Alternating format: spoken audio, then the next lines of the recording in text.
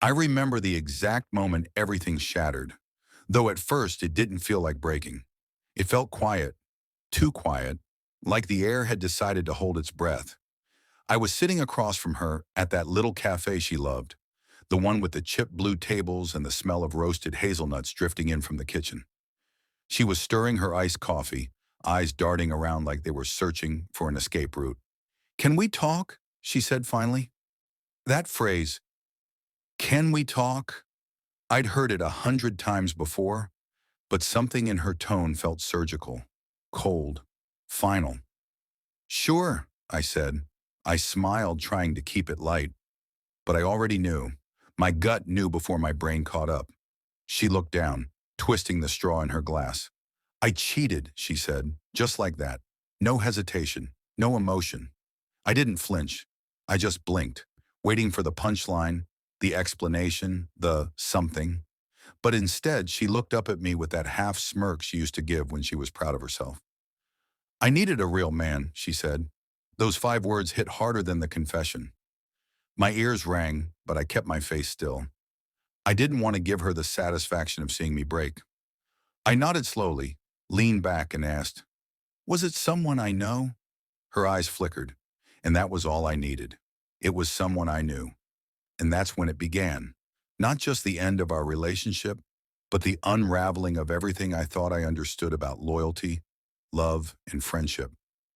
Later that evening, I was sitting in my car, staring at the steering wheel, listening to the rain ticking against the windshield. My phone buzzed. Messages from my friends, or people I used to call friends, screenshots, memes, jokes. Everyone had something to say. Everyone except her. Apparently, she had already told her side of the story, and it was a good one.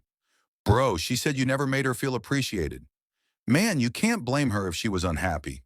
"She said you were distant. Maybe you drove her to it." I read every message with a kind of detached amusement, like watching a car crash in slow motion. They weren't comforting her. They were validating her betrayal. That's the thing about people. They love a drama more than the truth. When I finally confronted my so-called friends, it wasn't yelling, it wasn't screaming. I just looked at them, those faces I'd known since high school, and realized I didn't recognize any of them anymore. "She told us you were cold," one of them said, "that you didn't care." I laughed. "So you believed her?" "She seemed really hurt, man." I shook my head, a small smile tugging at the corner of my mouth. "Yeah," I said softly, "she's good at that." Because that's who she was, a performer. Every smile, every tear, every confession calculated like a line in a script. And I had been her audience, clapping for a role she was never truly playing. That night I went home, grabbed my keys, my wallet, and my jacket. I didn't pack anything else. I didn't need to. There was nothing left in that apartment that belonged to me. The memories, the laughter, even the walls, they were all tainted by her voice. I didn't slam the door. I didn't send a message. I just walked out. The silence that followed was almost peaceful.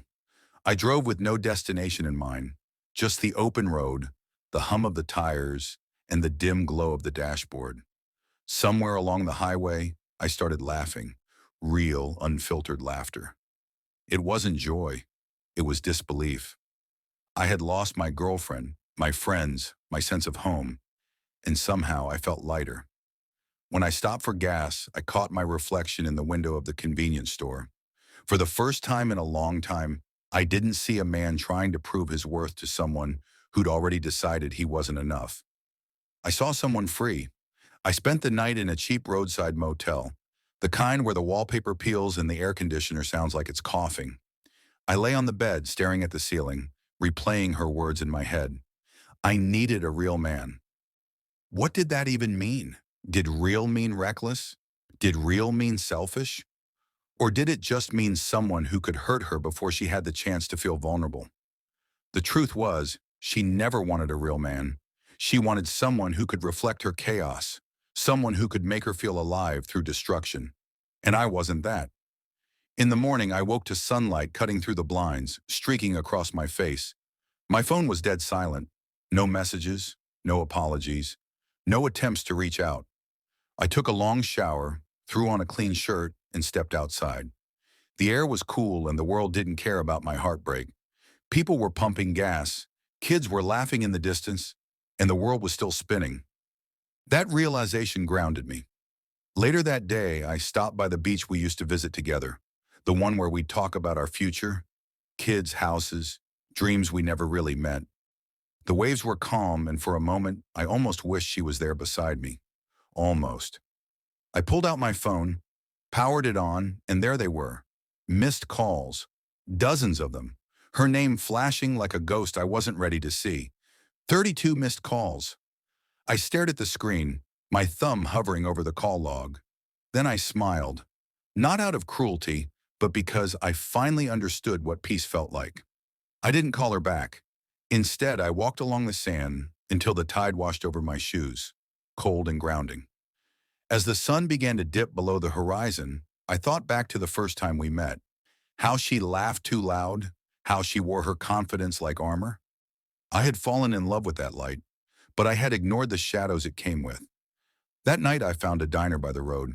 I ordered black coffee and sat there for hours, watching strangers come and go.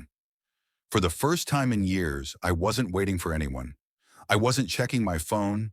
I wasn't explaining myself. I wasn't apologizing for someone else's mistakes. And that's when I realized, sometimes walking away isn't weakness. It's the strongest thing you can do. Because love doesn't mean staying when someone burns the bridge and calls it passion. It means knowing when to walk away with your dignity intact. As I drove away from the city that night, I felt like I was leaving behind a version of myself that had been buried under years of pretending everything was fine. The road stretched endlessly ahead, and for the first time, I wasn't scared of the unknown. Because the truth is, losing her wasn't the worst thing that happened to me, it was the best. I didn't answer those 32 missed calls that night. I didn't need to. I already knew what they were. Apologies wrapped in panic, lies dressed up as guilt, and desperate attempts to pull me back into the wreckage I'd just escaped. Still, when I woke up the next morning, something in me itched. Not curiosity and something colder. Closure, maybe. The kind of closure you don't get from silence. So I sent her one text. Greater than, "What do you want?" She replied almost instantly. Greater than, "Please, just hear me out." I stared at those words, thumb hovering over the screen. But before I could even decide, another message popped up. Greater than, "It's not what you think." That made me laugh. It's never what you think, until it is. I put the phone down, finished my coffee, and checked out of the motel. I had no plan, no destination, just my keys, my car, and that gnawing feeling that something was about to happen. As I started driving, my phone rang again. Same name flashing across the screen. I ignored it. Then again, and again, until finally I turned it off completely. But fate has a strange sense of humor. Because as I pulled up to an old rest stop to stretch my legs, I saw her car. The same black SUV she drove the night everything fell apart. Parked under the shade, like it had been waiting. For a moment I thought I was imagining it. But then she stepped out. Same girl, same smirk. But something was different. Her confidence was cracked. Her eyes were red, her face pale. She looked like someone who hadn't slept in days. "You've been ignoring me," she said, her voice trembling. I folded my arms. "I figured that was fair. You ignored our entire relationship." She winced, then looked down. "Please, just talk to me." "About what?" "You made your choice." She shook her head quickly. "It's not like that anymore. He's—" She stopped herself, taking a deep breath. "He's not who I thought he was." I raised an eyebrow. "You mean the real man?" Her face crumbled at that. The smirk disappeared. For the first time, I saw genuine fear behind her eyes. "What happened?" I asked. She hesitated, chewing her lip like she was deciding how much of the truth I deserved. Then quietly she said, "He hit me." For a long moment, I said nothing.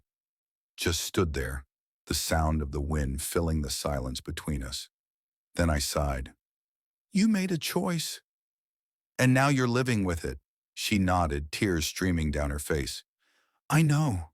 I didn't know who else to call. Everyone's turned their backs on me. Even your friends." "My friends?" I interrupted, laughing bitterly. They're not mine anymore. You made sure of that. She looked at me, guilt written all over her face. They're not talking to me either.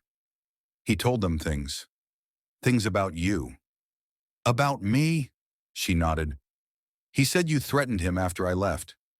Said you wanted to hurt him? I let out a sharp breath. Of course he did. That was the moment it clicked. The calls, the messages, the cold stares from people I'd known for years. He wasn't just the guy she cheated with. He was rewriting the story, and she had been his alibi. Why are you telling me this now? I asked finally. Because, she said, voice breaking, I need help. I looked at her, this woman who had once made my world feel like sunlight, and all I felt was distance, the kind you can't measure in miles, only in memories. I'm sorry for what happened to you, I said quietly. But you burned that bridge. She stepped closer.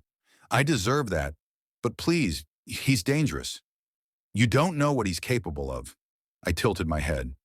And you didn't notice that before? She shook her head, sobbing now. I thought he loved me. Love.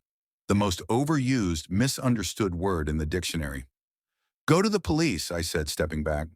I did, she whispered. They told me there's nothing they can do unless he tries something again. For the first time in days, I felt something stir inside me. Not pity, not affection, but something heavier. Responsibility, maybe. Or the faint echo of who I used to be when I still cared. Fine, I said. Get in. She blinked. What? Get in the car. I'll take you somewhere safe. The drive was quiet. She kept her hands folded in her lap, staring out the window while I tried to make sense of everything. The betrayal, the lies, the way life has a way of circling back when you least expect it. When we reached a small cabin on the edge of town, a place I used to go fishing with my dad, she looked around, confused. No one knows about this place, or what I said. You'll be safe here for now. She nodded, wiping her face. Thank you. I leaned against the doorframe. Don't thank me yet. Because even as I said it, headlights flashed outside. A car pulling up the dirt road. Her face went white. It's him. Everything after that happened fast. The slamming car door, the crunch of boots on gravel, the sound of someone yelling her name. He was taller than me, broad-shouldered, wearing that smug, self-satisfied look I'd seen 100 times on men who thought the world owed them something. Where is she? He shouted. Back off, I said calmly. He smirked. So it's true. You're still hung up on her. I took a step forward. Not even close. He laughed, glancing past me at her trembling figure by the window. You think you can protect her? She chose me, remember? I smiled. Yeah, and now she regrets it. That wiped the grin off his face. He lunged, reckless, fast, stupid. But anger makes people sloppy. I dodged, shoved him backward, and he stumbled into the dirt. Don't come near her again, I said, voice low and steady. He glared up at me, spitting dust. You think this is over? It already is, I said, turning away. But he didn't listen. He grabbed a rock from the ground and came at me again. This time, I caught his wrist mid-swing, twisted, and sent him sprawling. By the time he got up, blue and red lights flashed through the trees. She'd called the cops while we fought. When they took him away, she sat on the steps of the cabin, shaking, whispering, "Thank you," over and over. I didn't answer. I just stood there watching the taillights fade into the distance. Then she looked up at me and said, "Can we start over?" For a moment, I almost pitied her. Not for what she'd lost, but for what she still didn't understand. You don't rebuild trust on ashes, I said quietly. You learn from the fire and walk away. She nodded, tears glistening in her eyes. I guess I deserve that. Yeah, I said. You do. When I finally drove away that night, the sky was beginning to lighten. The first streaks of dawn cut across the horizon, painting everything gold. My phone buzzed again. Another message from her. I didn't open it. Instead, I rolled down the window, let the cool wind hit my face, and deleted her number for good. This time, the silence felt different. It wasn't empty. It was whole. It was freedom. And as the city faded behind me, I realized something. Sometimes the best revenge isn't anger or payback. It's peace. Because the world has a funny way of giving people what they deserve. You just have to stop standing in the way of their consequences. So when people ask me now why I didn't answer those 32 missed calls, I tell them the truth. Because I didn't need to. She had already said everything I needed to hear the day she smirked and said she wanted a real man. And that morning, when the sun rose over an empty road, I finally became one.